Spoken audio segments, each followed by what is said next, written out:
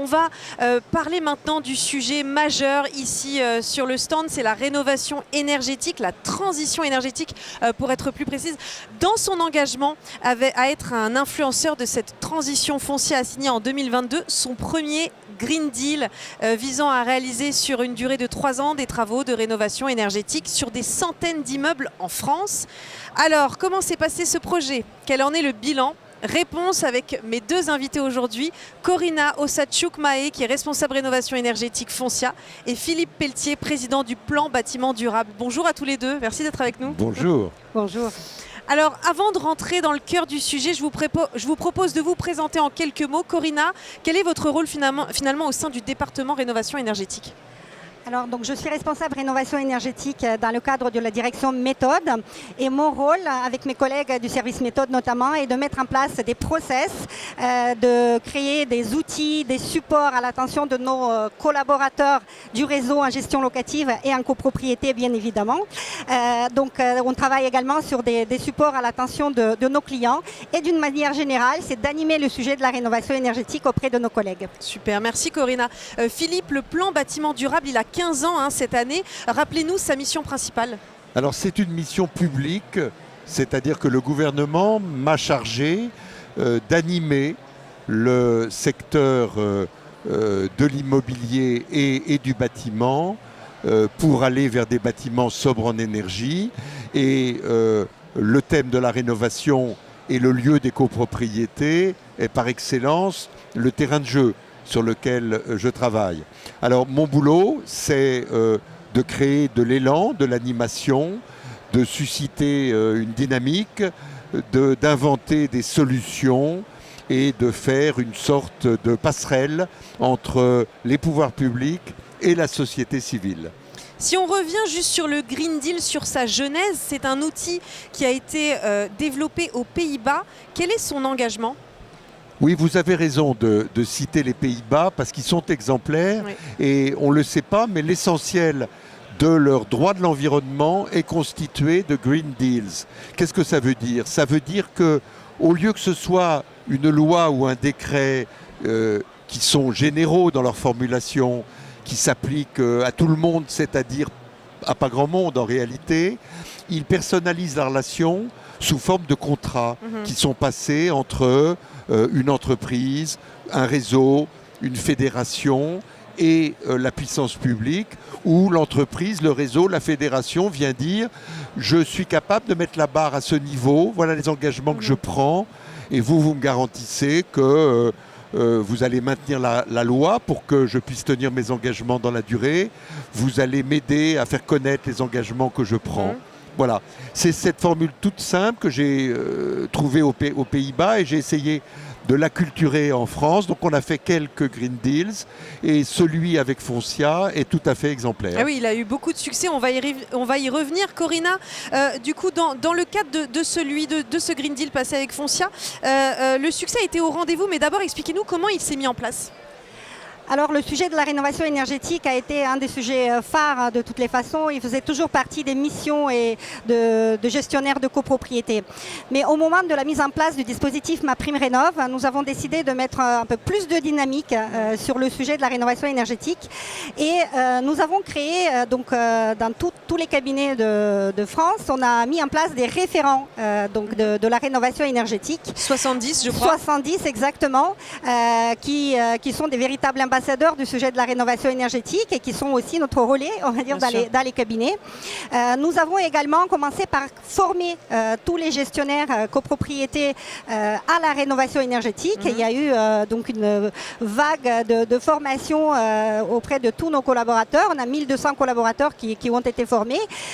Depuis, il y a d'autres formations qui ont été mises en place et qui s'adressent donc tant aux référents, qui sont des formations un peu plus techniques, mais et également à tous les gestionnaires qui peuvent suivre une formation de comment manager un dossier de rénovation énergétique de A à Z. Donc il y a eu beaucoup de choses qui ont été mises en place et donc on a décidé d'aller plus loin et de s'engager notamment avec le plan bâtiment durable via un Green Deal avec des engagements forts donc portant sur plusieurs sujets ainsi que des engagements quantitatifs parce qu'on a décidé de prendre ce risque parce que c'est important de le rappeler, c'est pas nous qui sommes décisionnaires, la décision appartient donc à nos clients copropriétaires, mais on s'est engagé donc de rénover, de mettre en place, de faire voter un certain nombre de rénovations énergétiques.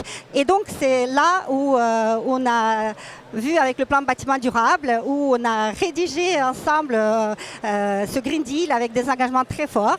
Avec 3 axes bien particuliers, je crois. Hein. Oui. Exactement, avec 3 axes particuliers.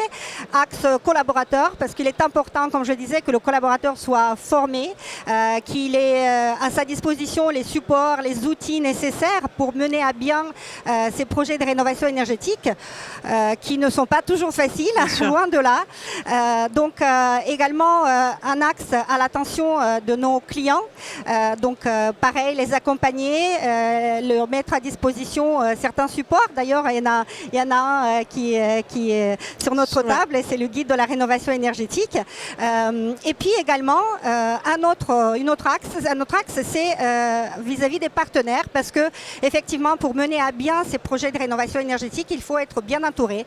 Il faut être bien entouré par les bons bureaux d'études, par les entreprises qui agissent sur le terrain, donc après le vote des assemblées générales et le vote de ces travaux. Et du coup, à date, combien d'immeubles ont été rénovés grâce à ce projet?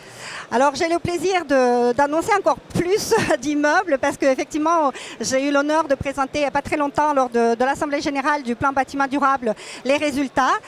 J'ai communiqué sur 350 immeubles aux alentours de 24 000 logements en copropriété. Et bien depuis, on en a encore plus parce qu'on est aux alentours de 400 immeubles, donc formidable. 27 000 logements en copropriété qui ont voté des travaux de rénovation énergétique, qui sont en cours ou déjà finalisés. Donc c'est vraiment superbe. C'est formidable, bravo à vous. Les copropriétés, elles présentent parfois des difficultés particulières en matière de rénovation énergétique, on le sait bien. Quels sont, selon vous, les principaux freins qu'ils rencontrent aujourd'hui? Alors, il s'agit des chantiers complexes. Il ne faut pas se cacher. C'est des chantiers, des projets en fait qui durent plusieurs années. Donc, à partir du moment où on commence à réfléchir de se lancer dans un dossier, dans un projet de rénovation énergétique, et jusqu'à la fin de travaux, on peut se dire minimum 3-4 ans. Donc c'est des projets longs. Donc c'est forcément, ça effraie... Voilà, il faut s'accrocher quoi. Exactement, il faut s'accrocher. Donc ça effraie énormément tant nos clients que les gestionnaires aussi. C'est des travaux hyper complexes. Bien évidemment, c'est aussi le sujet financier. Comment on va financer ces travaux de rénovation énergétique? Souvent, donc c'est des travaux importants. Et c'est là, effectivement, et nous on prône justement la rénovation énergétique globale des copropriétés. Donc avec des projets plus importants pour pouvoir justement atteindre 35% de gain d'énergie post-travaux et ainsi bénéficier du dispositif MaPrimeRénov', qui est vraiment donc une aide indispensable et incontournable quand on se lance dans ce type de travaux de rénovation énergétique. Et puis aussi proposer des solutions du financement du reste à charge. Donc ça c'est important aussi. Donc le financement, vous voyez, ça occupe pas mal quand même, ça fait partie des freins. Tout à fait, et puis on en a parlé tout à l'heure, et d'ailleurs vous évoquez MaPrimeRénov', vous serez avec nous aussi Corinna pour en parler demain plus en détail. Philippe, pour rebondir à ce que vient de dire Corinna, comment le plan bâtiment durable aujourd'hui il travaille finalement pour vraiment faciliter la rénovation énergétique dans les copropriétés et soutenir les gestionnaires comme Foncia? Ce qu'on vient d'entendre me permet de répondre à votre question. De quoi a-t-on besoin pour que l'ensemble des copropriétaires prennent la décision d'assurer la rénovation énergétique de leurs bâtiments? On a besoin d'exemplarité.